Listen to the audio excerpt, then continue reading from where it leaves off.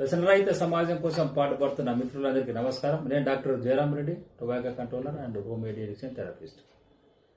చిన్నపిల్లలు పెరిగి పెద్దగా అయిన తర్వాత టీనేజ్లోకి వచ్చిన తర్వాత అన్నీ నేర్చుకోవాలనుకుంటుంటారు. సైక్లింగ్, డ్యాన్స్, స్విమ్మింగ్, కరాటే ఇలా రకరకాలు నేర్చుకుంటారు. మంచి సంతోషం, మంచి అలవాటు నేర్చుకుంటే ఎటొచ్చి సమస్య అంతా కూడా ఈ సినిమాల ప్రభావం కానీ, లేకపోతే దోస్తుల ప్రభావం కానీ, లేదా మన సంస్కృతిలో వ్యసనాలు పెరిగిపోయినట్టు వీటిని చూసుకొని అనుకరించి నేర్చుకోవడం వల్ల వ్యసనాలు స్మోకింగ్, గుట్కా, ఖైనీ, జర్దా, ఆల్కహాల్, ఇక ఇతరతర మత్తు పదార్థాలు, గంజాయి ఇవన్నీ అలవాటు పడడం ఇప్పుడు ప్రధాన సమస్య తల్లిదండ్రులకు ఒక తలనొప్పిగా మారిపోయింది.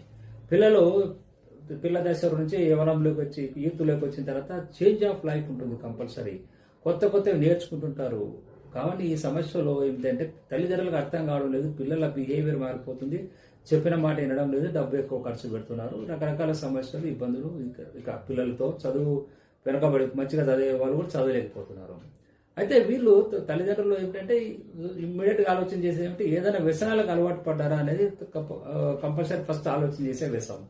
ఎప్పుడైతే వీళ్ళకి ఆలోచన వచ్చిందో పిల్లల మీద ఇమీడియట్గా దాన్ని రుద్దేస్తారు. ఏరా అలవాటు పడ్డావా, ఏదైనా మందు తాగావా, ఆల్కహాల్ కానీ స్మోకింగ్ కానీ చేస్తే మనకు స్మెల్ వస్తుంది, ఇమీడియట్గా కనుక్కోగలుగుతారు పేరెంట్స్. కానీ ఎటొచ్చి స్మెల్ లేని కొన్ని డ్రగ్స్ ఉన్నాయి.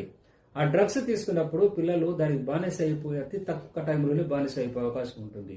కాబట్టి తల్లిదండ్రులు ఆందోళన పడి పిల్లలను క్వశ్చన్ వేసినప్పుడు ఏరా డ్రగ్స్కి అలవాటు పడే ఎవరు తీసుకుంటామంటే వాడు అలవాటు లేని వాడైతే అలవాటు చేసుకునే అవకాశం ఉంది, అలవాటు ఉన్నవాడైతే ఇంకెక్కువ చేయొచ్చు. కాబట్టి ఈ నేపథ్యంలో తల్లిదండ్రులు చాకచక్యంగా చాలా చెలువుగా బిహేవ్ చేయగలిగితే పిల్లలను మనం కాపాడుకోగలుగుతాము.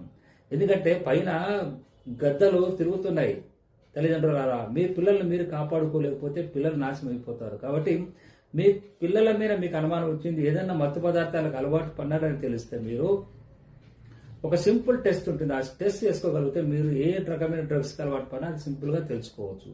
ఆ టెస్ట్ ఏమిటంటే జనరల్గా 5 డ్రగ్ ప్యానల్ టెస్ట్ అంటారు. దీంట్లో 5 ప్యానల్ టెస్ట్ అని ఒకటి ఉంటుంది, లేదా 10 ప్యానల్, 12 ప్యానల్, 14 ప్యానల్ టెస్ట్ అని. హైయెస్ట్ ఇప్పుడు 14 ప్యానల్ అంటే డ్రగ్ ప్యానల్ టెస్ట్ 14 టెస్ట్. 14 రకాల వ్యసనాలు ఏవైతే ఉన్నాయో ఇప్పుడు మన సమాజం, మనకు సొసైటీలో దొరికే మత్తు పదార్థాలన్నీ కూడా బయట వచ్చే అవకాశం ఉంటుంది. కాబట్టి ఈ సింపుల్ టెస్ట్ మీరు 12 ప్యానల్ కానీ 14 ప్యానల్ కానీ టెస్ట్ చేయించుకుని, ఇది ఒక యూరిన్ టెస్ట్. ఈ టెస్ట్లో మీ పిల్లలు ఏ అలవాటు పనులకు ఒకసారి అలవాటు పడినట్టు గుర్తిస్తే మీరు వాళ్ళని భయపెట్టకుండా ప్రేమతో మరి బయటకు తీసుకురాగలిగితే మా డిఎడిషన్ క్లినిక్లో కౌన్సిలింగ్ అండ్ హోమియో ట్రీట్మెంట్ ద్వారా బయటకు తీసుకురావచ్చు.